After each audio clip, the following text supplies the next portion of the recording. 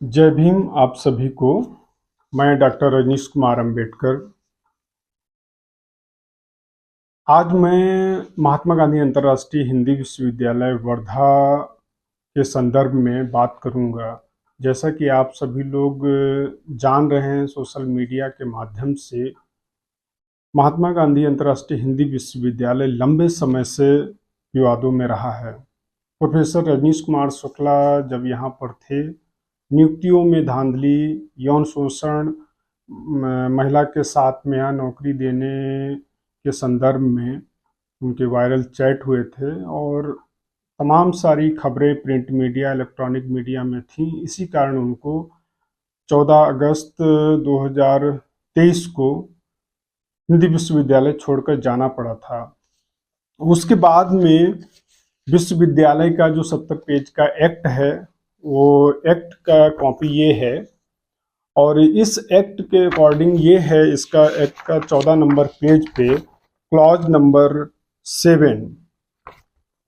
Number 7 ये कहता है कि जब परमानेंट वीसी विश्वविद्यालय में नहीं होंगे तो प्रोवीसी या फिर सीनियर मोस्ट प्रोफेसर यहाँ पर जो है वीसी के चार्ज में होंगे। उसके तहत प्रोफेसर एल करुणकरा सर को जो है चार्ज मिला था और उसके बाद में यहाँ उनको जो है कई सारे मामलों में फंसा करके उनको निलंबित किया गया। उसके बाद में मैत्री, भीमराव मैत्री जो है आईआईएम नागपुर के जो है यहाँ पर वीसी का चार्ज लिए और उसी दौरान जो है डॉक्टर धर्मेश कठेरिया को कुल सचिव और प्रॉक्टर एक साथ, आप ये ताज्जुब मानिए कि कुल सचिव को एक साथ जो है दो चार्ज दिए गए, यानी कि विश्वविद्यालय में क्या और कोई प्रोफेसर्स नहीं थे जिनको कुलानुशासक यानी प्रॉक्टर के पद दिया जाता।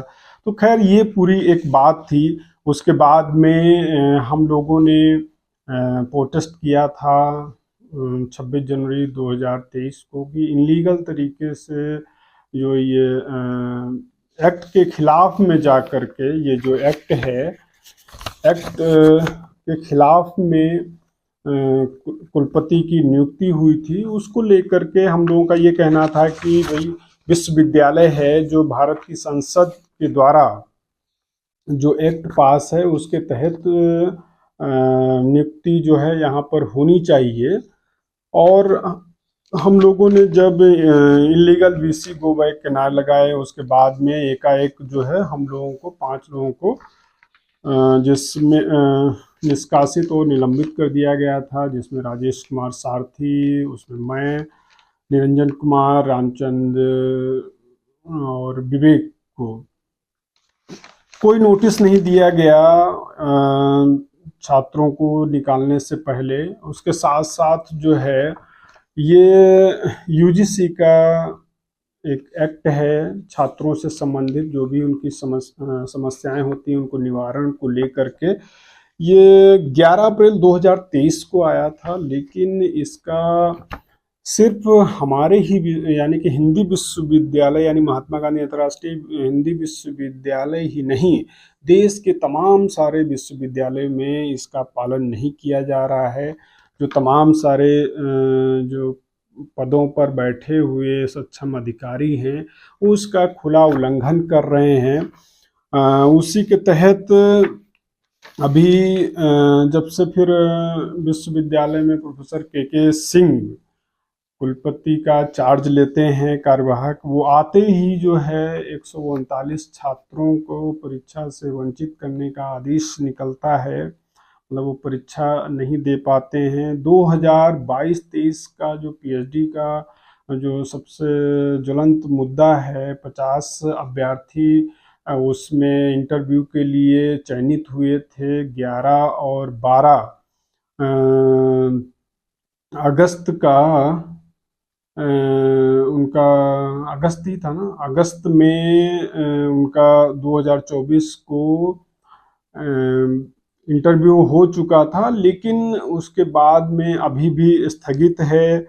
और जब जो चयनित अभ्यर्थी हैं उन लोगों ने प्रशासन से पूछा तो प्रशासनिक कारणों का हवाला दे करके अभी भी लटकाए हुए, यानी कि 22-23 और 23 के बाद में 23-24 और 24-25 हैं, 3 सत्र का अभी भी पीएचडी छात्रों का, जिसके कारण एक सबसे बड़ी समस्या ये उत्पन्न हो रही है कि महात्मा गांधी अंतर्राष्ट्रीय हिंदू विश्वविद्यालय में नए जो है छात्रों रिसर्च स्कॉलर नहीं आ रहे हैं। ये एक संकट का विषय जो है छाया हुआ है। इसके साथ ही जो है सबसे महत्वपूर्ण बात ये है कि आरटीआई के द्वारा यदि कोई जानकारी महात्मा गांधी अंतर्राष्ट्रीय हिंदी विश्वविद्यालय में मांगी जाती है तो उसको जो है सही तरीके से नहीं दिया जाता है। मैंने एक आरटीआई जो है 28/10/2024 को अप्लाई किया था। उसमें हमने 3 पार्ट में जानकारी मांगी थी कि छात्रों शोधार्थियों के अनुशासनात्मक कार्रवाई के संदर्भ में कि सत्र 2016 से 24 तक जो है विश्वविद्यालय में कितने छात्रों और शोधार्थियों को जैसे कि कारण बताओ नोटिस जारी किए गए, निलंबन का है, और कितने निष्कासित किए गए उसमें लिंक के आधार पर। तो उसको भी इन लोगों ने तय समय सीमा पे ये आरटीआई का है उसमें अभी भी नहीं दिया हुआ है, और सिर्फ मतलब उसका हवाला दे देते हैं, ये जानकारी उपलब्ध नहीं है या इस तरीके से। यानी कि भारत सरकार द्वारा संसद से ये 2005 का जो आरटीआई एक्ट है उसका सरासर जो है उल्लंघन किया जा रहा है। इसमें साफ साफ जबकि है कि 30 दिन के अंदर जो है सूचना देनी चाहिए, लेकिन ये लोग जानबूझ करके सूचनाओं को दबाने का काम करते हैं और इसकी कोई भी कहीं सुनवाई नहीं मतलब होती है। तो हम आप लोगों को यही बताने के लिए कि किस तरीके से प्रोफेसर के सिंह हैं अभी यहाँ पर कुलपति के चार्ज में, लेकिन वो मतलब नियमों को ताक पे रख करके पूरा अपना शासन चला रहे हैं। तो मेरा ये कहना है, एक तरफ मंचों से खूब बड़ी बड़ी बातें करते हैं कि विश्वविद्यालय हमारा एक परिवार है जिसमें छात्र छात्राएं शोधार्थी टीचर कर्मचारी सभी जो है हमारे परिवार के सदस्य हैं। तो अगर उनसे संबंधित कोई समस्या होती है तो उस पर फिर आप जो है कोई निराकरण क्यों नहीं करते हैं। तो ये मेरा एक सवाल है। दूसरी तरफ छात्रों को मतलब मानसिक आर्थिक रूप से तो प्रताड़ित ये करते ही हैं, सामाजिक स्तर पे भी जिस तरीके से हम लोगों का 1 साल से ज़्यादा का समय 1 साल 9 दिन लगभग हो चुका है जब आज मैं वीडियो को शूट कर रहा हूँ। तो इतना एक लंबे समय से, और जो एक्ट है ये छात्रों की समस्याओं से निवारण संबंधी इसका पूरी तरीके से उल्लंघन किया गया है। इसीलिए ये लोग कोई भी जो आरटीआई है जो हमने मांगा था कि उसमें विश्वविद्यालय के कर्मचारी या प्रोफेसर्स को भी कारण बताओ नोटिस, निलंबन, निष्कासन जो किए गए हैं वो इन लोगों ने किसी का भी डेटा नहीं दिया है, जबकि बड़े पैमाने पर छात्रों का निलंबन, निष्कासन या कर्मचारियों का या प्रोफेसर्स को भी कारण बताओ नोटिस दिए जाते रहे हैं। तो सवाल ये उठता है कि ये भारत सरकार के द्वारा, भारत सरकार के अधीन में है, भारत सरकार से एक अच्छी खासी ये लोग सैलरी लेते हैं, और जब छात्रों के मुद्दों को हल करने की बारी आती है तो ये लोग इधर से टाल मटोल करते हैं। अगर इनको जो है सैलरी ना मिले और इनके जो बच्चे हैं, परिवार है, तब इनको ये पता लगेगा क्या आखिर दर्द होता है।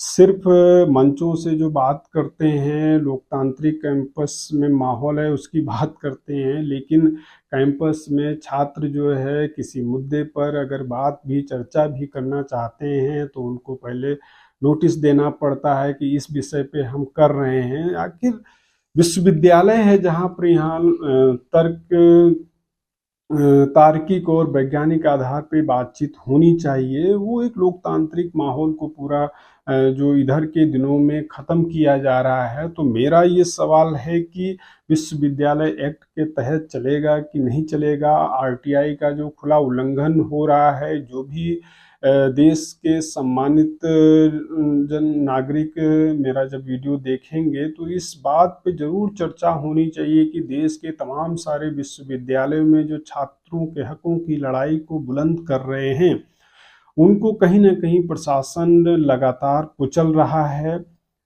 इसकी मैं निंदा करता हूँ और साथ ही आप उनके इशू पर बैठ करके कभी कोई बात नहीं करते हैं।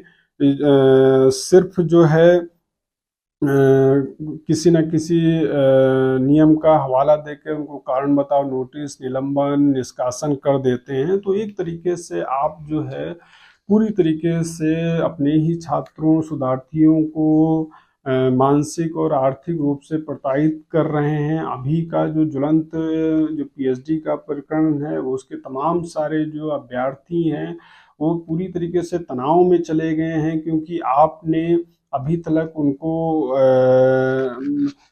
कोई जो आश्वासन पे आश्वासन दिए जा रहे हैं, इसीलिए वो कहीं भी किसी दूसरी यूनिवर्सिटी में वो फॉर्म भी नहीं अप्लाई कर पाए हैं। आखिर ये क्या बना रखा है?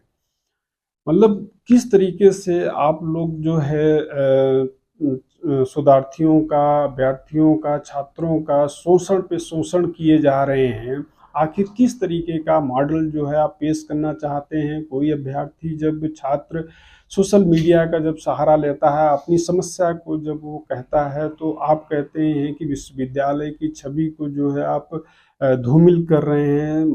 मैं ये दावे से कहता हूँ कि इस विश्वविद्यालय में सबसे ज़्यादा अगर कोई छवि को धूमिल किया है तो वो खुद विश्वविद्यालय की कर्मचारियों ने किया है। प्रोफेसर्स कुछ, मतलब सभी प्रोफेसर्स को मैं नहीं कह सकता हूँ, लेकिन कुछ प्रोफेसर्स हैं जिनके कारण जो है विश्वविद्यालय की छवि जो है खराब हुई है। भाई, छात्रों की समस्याओं को आप हल नहीं करेंगे तो जाहिर सी बात है उनको सोशल मीडिया का सहारा लेना पड़ता है।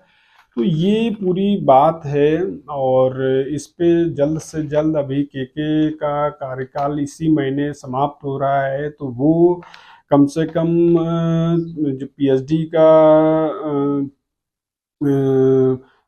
रिजल्ट नहीं अभी तक घोषित किए हैं, उसको घोषित करवाएं। और मेरा और राजेश कुमार सारथी और रामचंद्र का जो भी निष्कासन और निलंबन स्थगित है, उसको तत्काल जो है वापस लें। आखिर हम लोग एक लंबे समय से जो है कैंपस से बाहर हैं। हमारे पढ़ने लिखने का जो संवैधानिक राइट्स है उससे हमें वंचित किया गया है। हमारे जो मानवाधिकार हैं उससे हमको वंचित किया जा रहा है। अनुच्छेद 21 है। तो ये तमाम सारे ऐसे इशू हैं जिस पर मुझे आज लगा कि बात करना चाहिए। तो ये पूरी बात है। और फिर मैं किसी विश्वविद्यालय से जुड़े हुए दूसरे वीडियो के माध्यम से आप सभी से मैं अपनी बात को रखूंगा। आप सभी को मेरा जय भीम, जय भारत, जय संविधान, सेवा जोहार।